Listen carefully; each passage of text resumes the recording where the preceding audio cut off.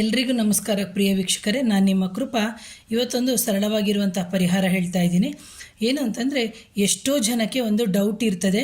ಏನು ಅಂತಂದರೆ, ನಾವು ಉಪಯೋಗಿಸಿರುವಂಥ ಹಲವಾರು ಬಟ್ಟೆಗಳಿರುತ್ತೆ. ಹಳೆ ಬಟ್ಟೆಗಳನ್ನ ನಮಗೆ ಅಂದರೆ ಹಿಂದಿನ ಕಾಲದಿಂದಲೂ ನಾವು ಕೊಡ್ತಾ ಬರ್ತಾ ಇದ್ದೀವಿ. ಕೆಲವರ ಮನೆಯಲ್ಲಿ ನೀವು ನೋಡ್ಬೋದು, ಕೆಲವರು ಹಳೆ ಬಟ್ಟೆಗಳನ್ನ ಕೊಡೋಕ್ಕೆ ಬಿಡೋದೇ ಇಲ್ಲ. ಯಾವ ಕಾರಣಕ್ಕೆ ಅಂತಂದರೆ, ಆ ಹಾಕಿರುವಂತಹ ಬಟ್ಟೆಯಲ್ಲಿ ನಮ್ಮದು ಎನರ್ಜಿ ಇರುತ್ತೆ.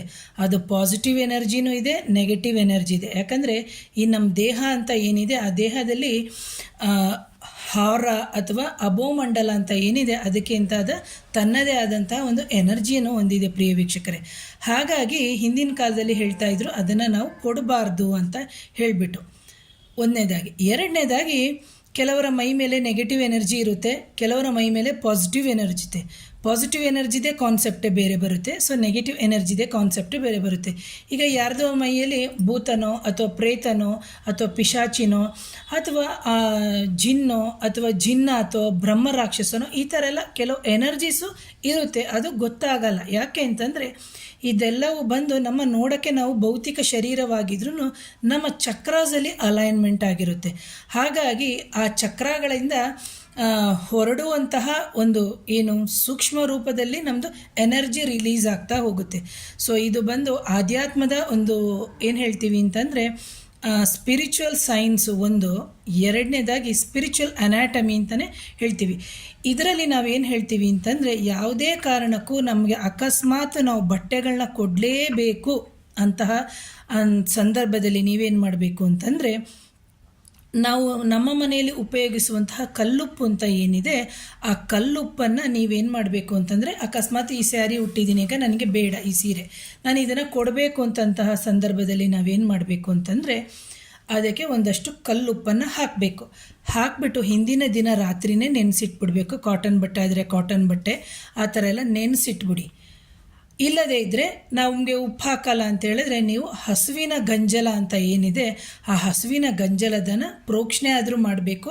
ಇಲ್ಲದಿದ್ದರೆ ಏನು ಅಥವಾ ಬಕೆಟು ಅಥವಾ ಟಬ್ ಒಳಗಡೆ ನಾವು ಅದನ್ನು ಹಾಕಿಟ್ಟು ಆ ನಂತರದಲ್ಲಿ ಹಿಂಡಿ ಒಣಗಿಸಿ ಕೊಡೋದ್ರಿಂದ ನಮ್ಮ ಬಟ್ಟೆಯಲ್ಲಿ ಇರುವಂತಹ ಒಂದು ಏನು ಹಾರ ಅಥವಾ ಎನರ್ಜೀಸ್ ಏನಿರುತ್ತೆ, ಅದು ಅವರಿಗೆ ತೊಂದರೆ ಮಾಡೋದನ್ನು ಒಂದು ತಡೆ ಮಾಡುತ್ತೆ ಅಂತ. ಹಾಗಾಗಿ ಯಾರಾದರೂ ನಮ್ಮ ಹಳೆ ಬಟ್ಟೆ ಅಂದರೆ ನಮ್ಮ ಬಟ್ಟೆಯನ್ನು ನಾವು ಕೊಡಬೇಕು ಅನ್ನೋದು ಕೆಲವರಲ್ಲಿ ಇರುತ್ತೆ.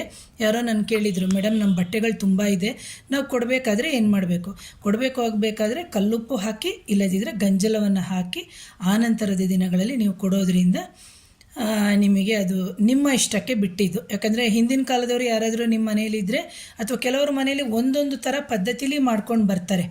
ಈಗ ನೀವು ನೋಡ್ಬೋದು, ಸತ್ತವ್ರದ್ದು ಯಾವುದೇ ರೀತಿಯಾದಂತಹ ವಸ್ತುಗಳನ್ನು ನಾವು ಅಥವಾ ಅವ್ರು ಕೊಟ್ಟಿರುವಂಥ ಬಟ್ಟೆಗಳನ್ನ ಹಾಕ್ಕೊಳ್ಳಲ್ಲ. ಯಾಕೆ ಅಂತಂದರೆ, ಅವ್ರದ್ದು ಮೆಮೊರೀಸ್ ಏನಿದೆ, ಅದೇ ಥರ ಮೆಮೊರೀಸ್ ಜೊತೆಗೆ ಆ ಸೂಕ್ಷ್ಮ ಶರೀರದಲ್ಲಿರುವಂತಹ ಒಂದು ಎನರ್ಜಿ ಇರುತ್ತೆ. ಹಾಗಾಗಿ ಪ್ರಿಯ ವೀಕ್ಷಕರೇ, ಯಾರಾದರೂ ಕೊಡಬೇಕು ಅಂತಿದ್ದರೆ ಕಲ್ಲುಪ್ಪು. ಈಗ ನೋಡಿ, ಎಷ್ಟೋ ಜನ ಏನು ಮಾಡ್ತಾರೆ, ನಾವು ಬಡ ಮಕ್ಕಳಿಗೆ ಕೊಡಬೇಕು ಅಂತ ಹೇಳಿ ತೊಗೊಂಡು ಹೋಗ್ತಾರೆ, ಅಥವಾ ಯಾರೋ ತುಂಬ ಬಡವ್ರಿಗೆ ಅನಾಥಾಶ್ರಮಕ್ಕೆ ನಾವು ಕೊಡಬೇಕು ಅಂತ ನಮಗೆ ಕೇಳ್ತಾರೆ, ಬಟ್ಟೆಗಳು ಕೊಡಿ ಅದು ಇದು ಅಂತ.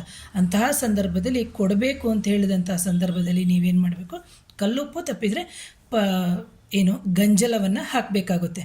ಅಕಸ್ಮಾತ್ ನಮ್ಗೆ ಅದೆರಡೂ ಅವೈಲಬಿಲಿಟಿ ಇಲ್ಲ, ಏನು ಮಾಡ್ಬೋದು, ಡೆಫಿನೆಟಾಗಿ ಪನ್ನೀರ್ ಸಿಗುತ್ತೆ. ಆ ಪನ್ನೀರನ್ನು ಪ್ರೋಕ್ಷಣೆ ಮಾಡಿ ಹಾಕಿಬಿಟ್ಟು ಕೊಡ್ಬೋದು. ಇಲ್ಲದಿದ್ದರೆ ನೀರಿಗೆ ಹಾಕಿ ಕೊಡ್ಬೋದು. ಇಲ್ಲದಿದ್ದರೆ ಎಲ್ಲದಕ್ಕಿಂತನೂ ಕಲ್ಲುಪ್ಪು ಎಲ್ಲರಲ್ಲೂ ಏನು ಅವೈಲಬಿಲಿಟಿ ಇದೆ.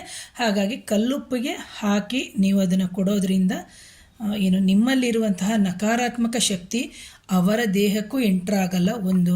ಎರಡನೇದಾಗಿ, ಯಾಕೆಂದರೆ ನಾವು ಬಟ್ಟೆಗಳನ್ನ ಕೊಟ್ಟಾಗ ಅವರು ಉಪಯೋಗಿಸುವ ರೀತಿ ಕರೆಕ್ಟಾಗಿದ್ದರೆ ಓಕೆ. ಅವ್ರೇನು ಮಾಡ್ತಾರೆ, ಕೆಲವ್ರು ಏನು ಮಾಡ್ತಾರೆ, ಕೊಟ್ಟಂತಹ ಬಟ್ಟೆನ ಅವ್ರೇನು ಮಾಡ್ತಾರೆ, ಎಲ್ಲೋ ಹೋಗ್ಬಿಟ್ಟು ಮೂಲೆಯಲ್ಲಿ ಬಿಸಾಡೋದು, ಅಥವಾ ಕೆಲವ್ರು ನೋಡಬೇಕು ಟಬ್ ಒಳಗಡೆ ತುಂಬಿಸಿಡೋ ಅಂಥದ್ದು. ಇನ್ನೂ ಕೆಲವ್ರು ಏನು ಮಾಡ್ತಾರೆ ಅಂದರೆ, ಕಾಲು ಒರ್ಸೋಕ್ಕೆ ಉಪಯೋಗಿಸ್ಕೊಳ್ಳೋದು, ಈ ಥರ ಮಸಿ ಬಟ್ಟೆ ಥರ ಅಡುಗೆ ಮನೆಯಲ್ಲೆಲ್ಲ ಆ ಥರ ಉಪಯೋಗಿಸೋದು, ಆ ಥರ ಎಲ್ಲ ಮಾಡ್ತಾರೆ. ಹಾಗಾಗಿ ನಮ್ಮ ಬಟ್ಟೆಗಳಿಗೆ ಅದರದೇ ಆದ ಎನರ್ಜಿ ಇದೆ. ಅಕಸ್ಮಾತ್ ಇದು ಮೂರನೇ ವ್ಯಕ್ತಿಯ ಕೈಗೆ ಸಿಕ್ತು, ಅಕಸ್ಮಾತ್ ಯಾರಾದರೂ ಮಾಂತ್ರಿಕ ಬಾಧೆ ಮಾಡಿಸ್ಬೇಕು, ನಮ್ಮ ಬಟ್ಟೆಗಳಿಗೆ ಹುಡುಕಾಟ ನಡೆಸ್ತಾ ಇದ್ದಾರೆ ಅಂತ ಹೇಳಿದಂಥ ಸಂದರ್ಭದಲ್ಲಿ, ಕೈಗೆ ಸಿಕ್ಕಿದಂತಹ ಸಂದರ್ಭದಲ್ಲಿ ಇವೆಲ್ಲವೂ ತುಂಬ ಕಾಂಪ್ಲಿಕೇಶನ್ ಆಗುತ್ತೆ. ಹಾಗಾಗಿ ಕೊಡೋಕ್ಕಿಂತ ಮುಂಚೆ ಹಲವಾರು ಬಾರಿ ಯೋಚನೆ ಮಾಡಿ ಕೊಡಿ ಅಂತ ಹೇಳ್ತೀನಿ ಪ್ರಿಯ ವೀಕ್ಷಕರೇ. ಯಾರಾದರೂ ನನ್ನ ಚಾನಲ್ನ ಮೊದಲನೇ ಬಾರಿಗೆ ನೋಡ್ತಾ ಇದ್ದರೆ ಚಾನಲ್ನ ಸಬ್ಸ್ಕ್ರೈಬ್ ಮಾಡಿ. ಲೈಕ್ ಮಾಡಿ, ಶೇರ್ ಮಾಡಿ, ಕಮೆಂಟ್ ಮಾಡಿ. Thank you.